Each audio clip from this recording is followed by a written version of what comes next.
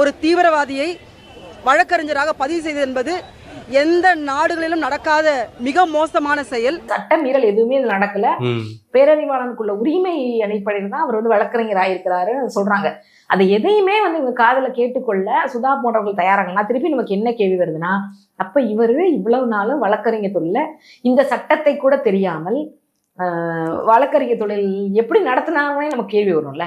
சில காங்கிரஸ்காரர்கள் கேள்வி கேட்கறத பார்த்தா ஜெயிலுக்கு போனவங்க யாருமே படிக்கூட கூடாது, அந்த அளவுக்கு மாரல் கிரவுண்ட் எதிர்பார்க்கறாங்க. இவங்க ஜெயிலுக்கு போன இவங்களுக்கு மேல எவ்வளவு குற்றச்சாட்டுகள் காங்கிரஸ் தரப்பு எம்எல்ஏ மேல, எம்பி மேல, இந்த நாட்டினுடைய தலைவிதியை நிர்ணயிக்கக்கூடிய நாடாளுமன்ற உறுப்பினர்களாக, சட்டமன்ற உறுப்பினர்களாக சிறை தண்டனை பெற்றவர்கள் இருக்கும் பொழுது ஒருவர் ஒரு வழக்கறிஞரா ஏன் இருக்கக்கூடாது? அதுவும் சட்டம் கொடுத்துருக்க உரிமைதான். உன் தண்டனை முடிஞ்சு வெளியே வந்துட்ட, அப்போ நீ இனி சுதந்திர மனிதர்.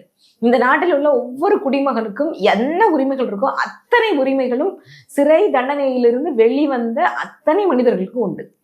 அது நம்ம பேரறிவாளன் மட்டும் சொல்லலை, யாராக இருந்தாலும். அது மட்டும் இல்ல, இது ஒரு தவறான முன்னுதாரணம் கிடையாது, இதுதான் ஒரு சிறந்த முன்னுதாரணம். இந்திய நாட்டில் உள்ள அனைத்து குடிமகர்களுக்கும் உள்ள அத்தனை உரிமைகளும் பேரறிவாளனுக்கு உண்டு. இதை சட்டம் படித்த வழக்கறிஞர் சுதாவுக்கு தெரியல அப்படின்னா அவர் என்ன சட்டம் படிச்சான்ற கேள்வி நமக்கு வருது.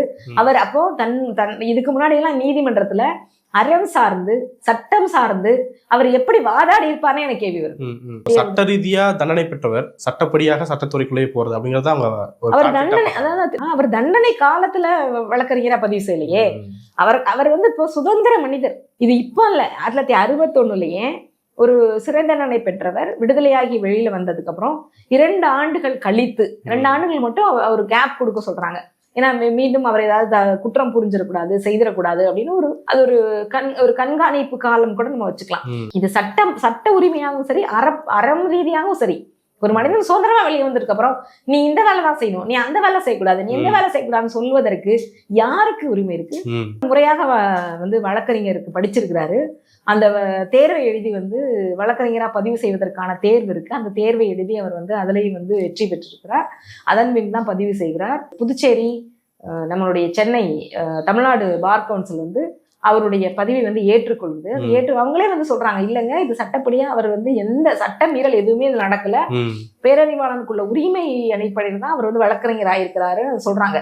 அதை எதையுமே இவங்க காதல கேட்டுக்கொள்ள சுதா போன்றவர்கள் தயாராகனா திருப்பி நமக்கு என்ன கேள்வி வருதுன்னா, அப்ப இவரு இவ்வளவு நாளும் வழக்கறிஞர் தொழில இந்த சட்டத்தை கூட தெரியாமல் வழக்கறிஞர் தொழில் எப்படி நடத்தினாங்கன்னு நமக்கு கேள்வி வரும்ல.